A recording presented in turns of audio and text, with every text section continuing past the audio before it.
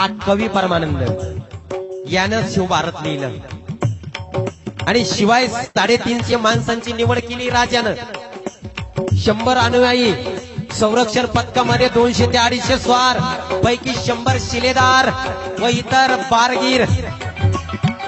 अजून एक निरोप कळाला की समारंभ दिल्लीला होणार नाही, आग्र्याला होणार आहे. पण दिल्ली असो आग्रा, मे महिन्याचा उकाडा सांगायला नको, त्यातल्या त्यात आग्रा.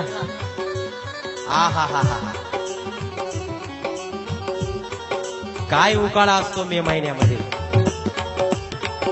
म्हणून त्या मे महिन्याला मेला म्हणतात. मेला,